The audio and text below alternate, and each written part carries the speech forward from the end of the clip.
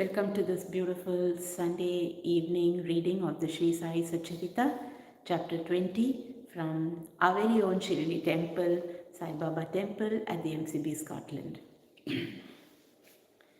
So today, before we start reading the chapter 20, let's invoke Baba's presence, as always, by chanting his name. So sit comfortably with your spine erect and eyes closed, and invoking Baba within your heart center. Let's chant Om Shri Sai Nathaya Namaha 3 times.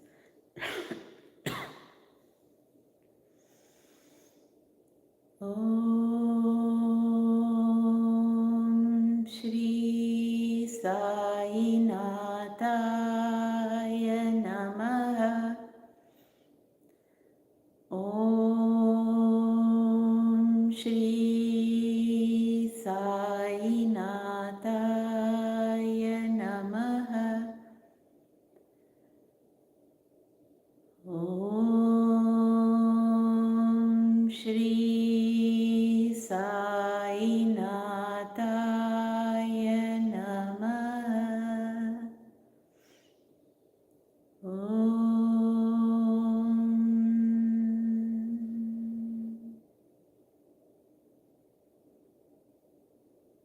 When you're ready, you may open your eyes to begin this reading of chapter 20.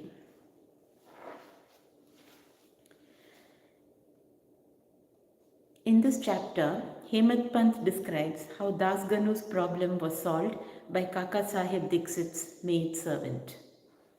Preliminary. God was originally formless. He assumed a form for the sake of bhaktas. With the help of Maya, he played the part of an actor in the big drama of the universe. Let us remember and visualize Sri Sai. Let us go to Shirdi and see carefully the program after the noon Aarti. After the noon Aarti was over, Sai Baba used to come out to the masjid and standing on its edge distribute udi to the devotees with very kind, gracious and loving looks.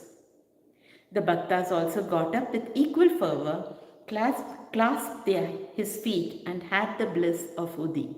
Baba pressed handfuls of udi into the palms of the devotees and marked their foreheads with udi with his own hands. The love he bore for them in his heart was boundless. Then he addressed the bhaktas. "O Bau, go home to take your lunch. You, Anna, go to your lodgings. You, Bapu, enjoy your meal." In this way, he accosted each and every devotee and sent them home. Even now, you can have the pleasure of these sights if you bring into play your imagination. Now, bringing Sai in our mental vision, let us meditate on him from his feet upwards to his face, prostrating before him humbly, lovingly and reverentially.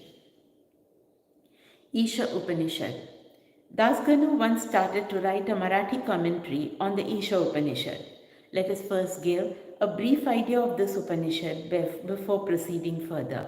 It is called Mantropanishad, as it is embodied in the mantras of the Vedic Sanhita. It constitutes the last or the 40th chapter of the Vajasaneyi Sanhita Yajurveda, and it is therefore called Vajasaneyi Sanhitopanishad. Being embodied in Vedic Sanhitas, this is regarded as superior to all other Upanishads which are in the Brahmanyaks and Aranyakas, explanatory treatises on mantras and rituals. Not only this, other Upanishads are considered to be commentaries on the truths mentioned briefly in the Isha Upanishad. For instance, the biggest of the Upanishads, the Brihadaranyaka Upanishad, is considered by Pandit Satvalekar to be a running commentary on the Isha Upanishad. Professor R.D. Ranade says, the Isha Upanishad is quite a small Upanishad and yet it contains many facts which shows us an extraordinarily piercing insight. Within the short compass of 18 verses, it gives a valuable mystical description of the Atma a description of the ideal sage who stands unruffled in the midst of temptations and sorrows, an adumbration of the doctrine or karma yoga as later formulated. The most valuable idea that lies at the root of the Upanishad is that of a local synthesis between the two opposites of knowledge and work, which are both required according to the Upanishad to be annulled in a higher synthesis. In another place, he says that the poetry of the Isha Upanishad is a co-mixture of moral, mystical, and metaphysical knowledge. From the brief description given above about this Upanishad, one can see how difficult it is to translate this Upanishad in a vernacular language and bring out its exact meaning. Das Ganu translated it in Marathi OV meter, verse by verse, but as he did not comprehend the gist or essence of the Upanishad, he was not satisfied with his performance. On being dissatisfied, he consulted some learned men regarding his doubts and difficulties and discussed it with them at great length. They did not solve them, nor did they give him any rational and satisfactory explanation. So Das Ganu was a little restless over this matter. Sadguru only competent and qualified to explain. As we have seen, this Upanishad is the quintessence of the Vedas. It is a science of realization. It is a scythe or weapon which can rend asunder the bondage of life and death and make us free. Therefore, he thought that he who has himself attained self-realization can only give him the true or correct interpretation of the Upanishad. When nobody could satisfy Das Ganu, he resolved to consult Sai Baba about this. When he got an opportunity to go to Shirdi, he saw Sai Baba, prostrated himself before him, and mentioned his difficulties about the Isha Upanishad and requested him to give the correct solution. Sai Baba blessed him and said, "You need not be anxious. There is no difficulty about the matter. The maid servant of Kaka Sahib Dikshit, will solve your doubts at Viliparle on your way home." The people who were present there and heard this thought that Baba was joking and said, "How could an illiterate maid servant solve difficulties of this mystic nature?" But Das Ganu thought otherwise. He was sure that whatever Baba spoke must come true, as Baba's words was the decree of Brahma Almighty. Kaka's maid servant. Fully believing Baba's words, he left Shirdi and came to Viliparle, a suburb of Mumbai, and stayed with Kaka Sahib Dikshit. There, the next day, when Das Ganu was enjoying his morning nap, some say when he was engaged in worship, he heard a poor girl singing a beautiful song in clear and melodious tone. The theme of this song was a crimson-colored sari. How nice it was, how fine was its embroidery, how beautiful were its borders, etc. He liked the song so much that he came out and saw that it was being sung by a young girl, the sister of Namya, who was a servant of Kaka Sahib. The girl was cleaning vessels and had only a torn rag on her person. On seeing her impoverished condition and her happy temperament, Das Ganu felt pity for her, and when Rao Bahadur M.V. Pradhan gave him a pair of dhotas the next day, he requested him to give a sari to the poor little girl also. Rao Bahadur bought a good chirdi, small sari, and presented it to her.